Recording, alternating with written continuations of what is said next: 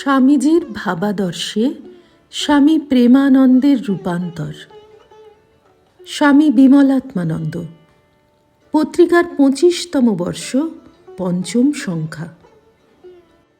শ্রী রামকৃষ্ণ জানতেন বাবুরাম ও নরেনের মধ্যে সম্বন্ধ কি, তাই তার মন ভাবে উথলে উঠেছিল নরেনের পরিচয় দিতে। পরিচয় হলো কয়েকদিন পর। দক্ষিণেশ্বরে পঞ্চবটিতে চড়ুই ভাতি হচ্ছে। নরেন, রাখাল, লাটু, ভবনাথ আছেন। বাবুরাম আসামাত্র শ্রীরামকৃষ্ণ পাঠিয়ে দিলেন নরেনের কাছে। নরেনকে চিনতে কোনো অসুবিধা হলো না বাবুরামের। যেন কতদিনের পরিচয়।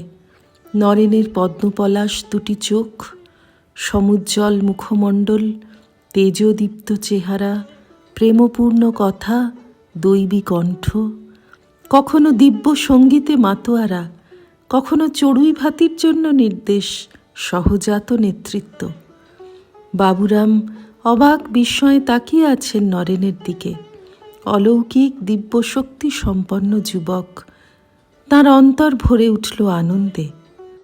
শ্রীরামকৃষ্ণ জানতেন বাবুরামকে নরেনের বৃত্তবলয়ে না আনলে তার অভীপ্সিত সংঘের খামতি থেকে যাবে।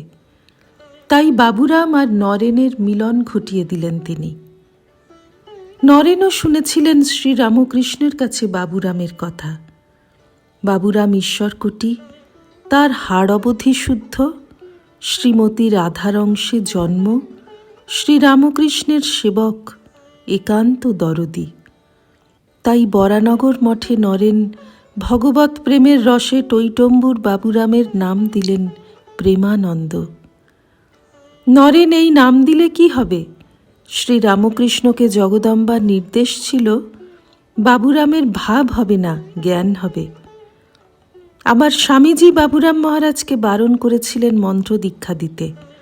তোর চেলাতে আর রাখালের চেলাতে ঝগড়া হবে। আরও বলেছিলেন পূর্ববঙ্গ তোর জন্য রইল।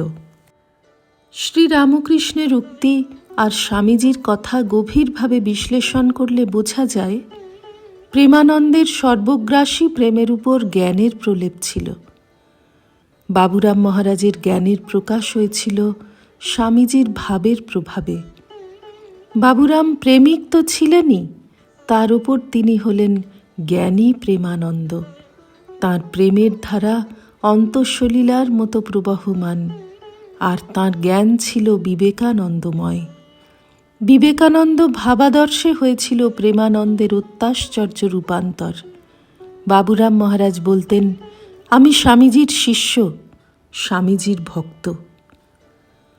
স্বামীজির চেয়ে 2 বছরের বড় প্রেমানন্দজি মহারাজ, কিন্তু স্বামীজি তাঁকে ডাকতেন তুই বলে, আর প্রেমানন্দজি নরেন বলতে অজ্ঞান। স্বামীজি যখন রামকৃষ্ণানন্দজিকে মাদ্রাজে পাঠিয়ে দিলেন, তখন ঠাকুর পূজার ভার পড়ল প্রেমানন্দজির ওপর।